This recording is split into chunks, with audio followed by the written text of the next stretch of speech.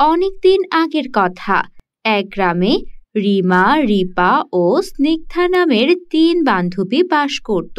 রিমা, রিপা ও স্নিগ্ধা ওরা তিন বান্ধবী সারাদিন স্কুলে গিয়ে বাসায় আসার সময় একটা আটার মিলে কাজ করত।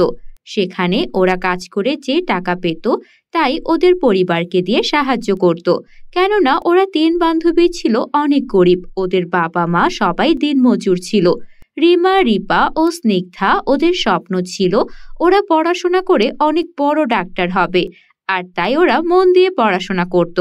একদিন রিমা, রিপা ও স্নিগ্ধা যখন স্কুল থেকে ফিরছিল তখন হঠাৎ করে স্নিগ্ধা হাতে অনেক জোরে ব্যথা পায়। আসার সময় ও খেয়াল করে না যে সামনে একটা গাছের ডাল পড়ে আছে। ওই গাছের ডালটাকে ও ওঠানোর জন্য এগিয়ে যেতেই ডালটা ওর হাতের ওপর আরো উল্টো পড়ে যায়, আরো ব্যথা পেয়ে যায়। আহ আমার হাতে তো অনেক ব্যথা পেয়ে গেলাম। এই রিমা, রিপা, এদিকে আয়, এই ডালটা আমার হাতের উপর পড়ে গেছে, ওঠা এটাকে। আরে তুই স্নিগ্ধা ওখানে কি করছিলি? আমরা তো চলে এসেছিলাম, তোর কি দরকার ছিল জনসেবা করার? তুই এভাবে ডালটা উঠাতে গেলি? এত ভারী ডাল কি তোর উঠানো কাজ? তুই সব সময় এসব করিস কেন? তোকে সবাইকে নিয়ে তো চিন্তা করতে হবে কেন? আরে শুধু আমরা না হয় চলে গেলাম, বৃদ্ধ মানুষ, কোনো অসহায় মানুষ যদি এখান দিয়ে যাওয়ার পথে ব্যথা পায় আর রাতের বেলা যদি কেউ না দেখে ভুল করে ডালের উপরে অ্যাক্সিডেন্ট করে তখন কেমন হবে? মানুষ হিসেবে তো এটা আমাদের দায়িত্ব। এখন আমাকে সাহায্য কর তো, এত কথা বলিস না। তারপর ওরা তিন বান্ধবী মিলে ডালটাকে সেখান থেকে সরিয়ে ফেললো। ডাল তো সরানোর কাজ হয়ে গেছে, কিন্তু তুই যে তোর হাতে ব্যথা পেয়েছিস, আজকে আটার মিলে কাজ করতে পারবি? হ্যাঁ, এটাই তো চিন্তার, আজকে আটার মিলে কিভাবে কাজ করব বলতো? এই হাত থেকে তো রক্ত পড়ছে, কাপড় দিয়ে বেঁধেও তো হচ্ছে না, কত রক্ত বেরিয়ে যাচ্ছে। তোরা বরং যা, আজকে না হয় আমি যাব না। কিন্তু তোর মনে নেই মালিক বলেছে একদিন না আসলে আমাদের কাজ থেকে বের করে দেবে? চল না, আমরা তোকে সাহায্য করব, এই কাটা হাত নিয়েই কাজ করবি। তোকে যদি মিল থেকে বের করে দেয় আমরা দুজন একা একা কি কাজ করব? আমরা তোকে সাহায্য করব, চল। আর দাঁড়া, আমি একটু দূর্বা ঘাস পিষে নিয়ে আসছি, ওটা লাগিয়ে দেব, তাহলেই রক্ত পড়া বন্ধ হয়ে যাবে। তারপর রিমা ও রিপা দুইজনই দৌড়ে গিয়ে দূর্বা ঘাস নিয়ে আসে, আর সেই দূর্বা ঘাস পিষে সেই দূর্বা ঘাসের রস স্নিগ্ধার কাটা জায়গায় লাগিয়ে দেয়। ওহ, চলে গেল, আস্তে আস্তে। ইস, এই কাটা জায়গাটা এভাবে ধরছে, মনে হচ্ছে কেউ মরিচ ডলে দিচ্ছে। হ্যাঁ হ্যাঁ, একটু ধরবেই, একটু ফু দিয়ে দিচ্ছি, দেখবি আরাম পাবি। কেন যে এসব মানুষের কথা তুই সবসময় চিন্তা করিস?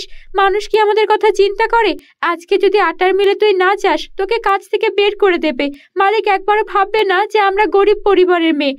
শোন, এত সবাইকে নিয়ে ভাবার দরকার নেই। আরে এভাবে বলছিস কেন? সবাই যদি খারাপ হয়ে যায় তাহলে তো পৃথিবীতে ভালো মানুষই থাকবে না। কাউকে না কাউকে তো ভালোভাবে কাজ করতেই হবে। আর আমরা এই যে ডাক্তার হতে চাই, সেটা কি এমনি এমনি হতে চাই? আমরা তো ডাক্তার হতে চাই মানুষের সেবা করার জন্য, যেন গরিব দুঃখীরা চিকিৎসা পায়, গরিব দুঃখীদের পাশে দাঁড়ানোর মতো কেউ থাকে। তাই সব সময় ভালো কাজ করতে হবে। যে কোনো পরিস্থিতিতে নিজের ভালো গুণ, ভালো কাজ করা থামানো যাবে না। এটাই তো জীবন। হয়েছে রে আমাদের মা, সব সময় তোর এসব উপদেশ শুনতে শুনতে কান পচে যায়। বাসায় বাবা মাও এত কথা বলে না যতটা তুই বলিস। আমি না বলে কে বলবে? চল এবার আমরা এখন কাজে যাই, এখন আমার হাত থেকে রক্ত পড়া বন্ধ হয়ে গেছে। তারপর ওরা তিনজন মিলে আটার মিলে কাজ করতে শুরু করে। স্নিগ্ধার হাতে ব্যথা লাগছিল, তাই ও থেমে থেমে কাজ করছিল। কাজ শেষ করে ওরা তিনজন 300 টাকা পায়। সেই টাকা নিয়ে ওরা বাড়ির পথে রওনা দেয়। আজকে 300 টাকা হয়েছে, আমার 100, তোর 100 আর স্নিগ্ধার 100।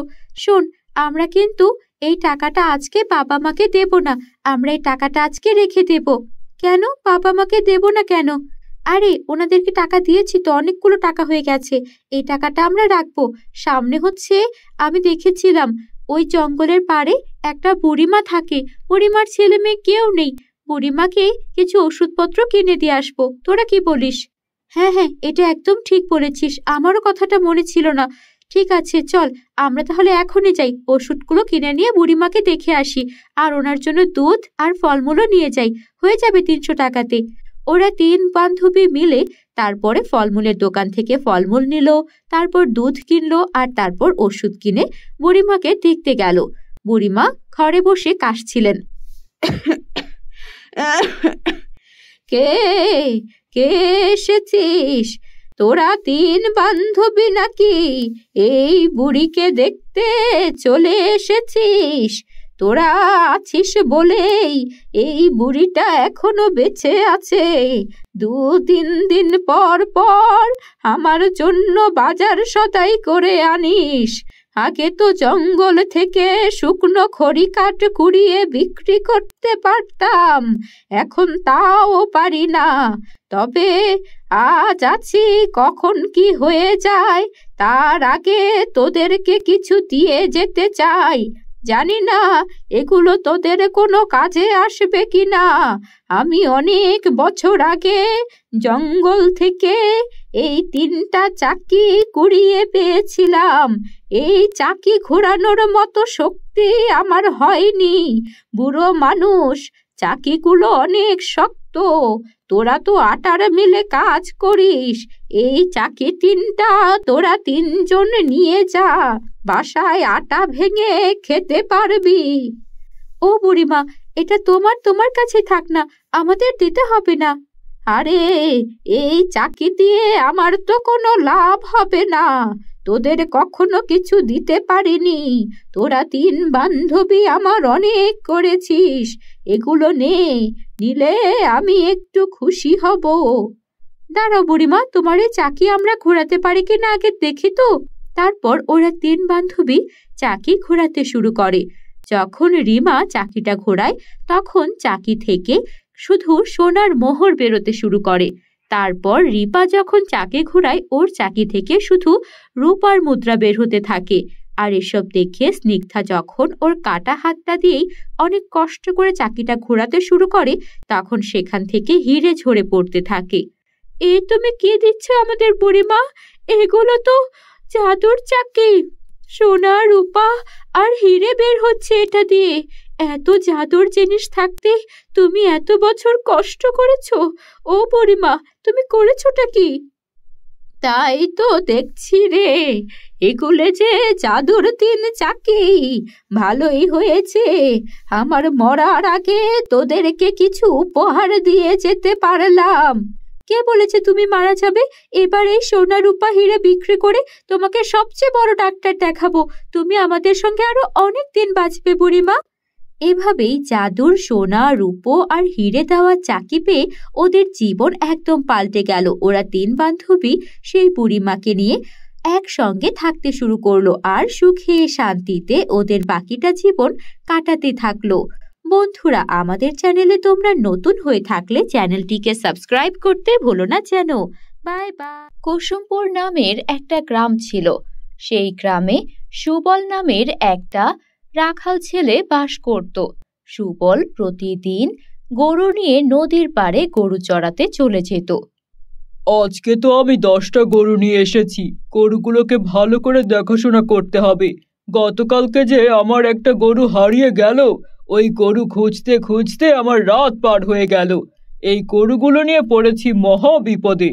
কোথায় যে যায়, এত ভালো করে রশি দিয়ে খুঁটি দিয়ে বেঁধে রাখি, তারপরও ছুটে চলে যায়। এই তাজা তাজা ঘাস খাইয়ে গরুগুলোকে এমন তরতাজা আর শক্তিশালী করেছি যে আমি গরুগুলোর সঙ্গে আর পারি না। কি করব? অন্য রাখালেরা তো গরুগুলোকে ঠিক মতো খাওয়ায় না, ওদের গরুগুলো দুর্বল থাকে, আর আমার গরুগুলো একদম মোটা তাজা সবল। কিন্তু তারপরও জমিদার মশাই আমাকে ঠিক মতো মাইনে দেয় না। ভালো একটা রাখাল পেয়েছে তো, তারপরও এই অবস্থা করে। আমি যখন চলে যাব তখন দেখব জমিদার মশাইয়ের এই গরুগুলো কে দেখাশোনা করে। এই সুবলের মর্ম তখন ঠিক বুঝতে পারবে। তখনই সুবল দেখে পানির মধ্যে একটা মেয়ে। আরে আরে, ওখানে ওই মেয়েটা কি করছে? মেয়েটা ডুবে যাচ্ছে না তো? পানির মধ্যে এমন নদীতে একটা মেয়ে? না না, আমার মেয়েটাকে কিভাবেই হোক বাঁচাতেই হবে। এই যে মেয়েটার মাথা দেখা যাচ্ছে, কিন্তু আমি মেয়েটাকে উঠাতে যাব, আমার গরুগুলো যদি চলে যায়। ধুর, ওসব চিন্তা পড়ে। এই যে মেয়ে, আমি আসছি তোমাকে বাঁচাতে, দাঁড়াও। সুবল কিছু না ভেবেই শীতের মধ্যে কনকনে ঠান্ডায় নদীতে ঝাঁপ দিল আর মেয়েটাকে উপরে তোলার চেষ্টা করলো। মেয়েটাকে সুবল যতই উপরে তোলার চেষ্টা করে, মেয়েটা ততই নদীর গভীরে যেতে থাকে। আর সুবল টানাটানি করার পর মেয়েটা বলল, কি হচ্ছে কি? আমাকে এভাবে টানাটানি করছো কেন? তুমি কি দুষ্ট লোক? তুমি আমাকে নিয়ে যেতে চাচ্ছ কেন? আমি দুষ্ট লোক হবো কেন? আমি তো তোমাকে বাঁচাতে এসেছি মেয়ে। তুমি তো পানিতে ডুবে যাচ্ছ। আমি পানিতে ডুবে যাচ্ছি? পানিতেই আমি বাস করি, আমি পানিতে ডুবে যাব কোন দুঃখে? কি যা তা বলছো? মানুষ কখনো পানিতে বাস করতে পারে নাকি? তোমার সাঁতার কাটতে ইচ্ছে হচ্ছে তো এমন ডুবে ডুবে সাঁতার কাটছিলে কেন? নিঃশ্বাস না নিয়ে? আমি অনেকক্ষণ ধরে খেয়াল করছি তুমি এক ডুব দিয়ে অনেকক্ষণ পানি নিচে ছিলে, তাই তো আমি ভাবলাম যে তুমি হয়তো ডুবে যাচ্ছ। আমি তো তোমার উপকার করতে আসলাম, তোমাকে আমি নদীর ওপারে তোলার জন্য এসেছি। ঠিক আছে, সাঁতার কাটো। আরে মূর্খ ছেলে, আমি কোনো সাধারণ মানুষ নই, আমি হচ্ছে জলপরি। কি যা তা বলছো? আমি কি বোকা নাকি? জলপরি আবার হয়? আমি তোমার কথা একটুও বিশ্বাস করি না। আমার কথা বিশ্বাস করো না? এই দেখো। তখনই জলপরি তার লেজ দিয়ে সুবলকে একটা বাড়ি মারে। ও বাবা গো, আমার কোমরটাই ভেঙে দিচ্ছিল একটু হলে। যে তোমাকে বাজানোর জন্য এমন শীতের কনকনে পানিতে নেমে এসেছে, তাকেই তুমি এভাবে লেজ দিয়ে বাড়ি মারলে?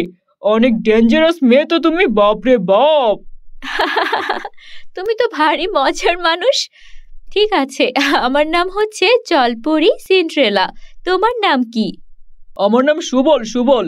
আমি সবার উপকার করি, আর আমি হলাম জমিদার মশাইয়ের খাস রাখাল। 10টা গরু আমি পালতে পারি। হ্যাঁ, তা জলপরি রাজ্য থেকে এখানে কি করতে এসেছো? শোনো, সবাই সুবলের মতো ভালো মানুষ নয়। অন্য কেউ তোমাকে দেখলে নিয়ে কিন্তু বেচে দেবে। জলপরির তো অনেক দাম হবে। তা সুবল, তুমি আমাকে বিক্রি করবে না? তোমার কি টাকার লোভ নেই? না না, সুবলের কোনো টাকার লোভ নেই।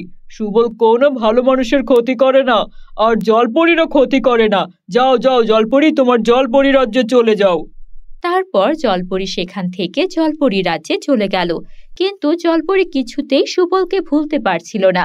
বাড়িতে এসে শয়নে স্বপনে সব জায়গায় ওর শুধু সুবলের কথাই মনে পড়ত, আর সুবলের কথা ভেবে ও লজ্জা পেত, হাসতে থাকতো। এই সব কিছু জলপরি রাজ্যের রাজা ও রানী টের পেলেন। তারা দেখলেন তাদের মেয়ে কেমন যেন একা একাই হাসে আর সারাক্ষণ কিছু চিন্তা করে। তখন জলপরি রানী বলল, মা সিন্ড্রেলা, কি হয়েছে তোমার? আমি বেশ কিছুদিন ধরে খেয়াল করছি তুমি কিছু একটা চিন্তা করো আর হাসো, খুশি হও। কি হয়েছে আমাকে বলো। মা, আমি পৃথিবীর একটা ছেলেকে ভালোবেসে ফেলেছি। সে একটা রাখাল, কিন্তু তার কথাবার্তা, তার সাহসিকতা আর সততা আমাকে মুগ্ধ করেছে। আমি তাকে বিয়ে করতে চাই মা। তাকে বিয়ে না করলে আমার যে কোনো কিছুতেই শান্তি হবে না।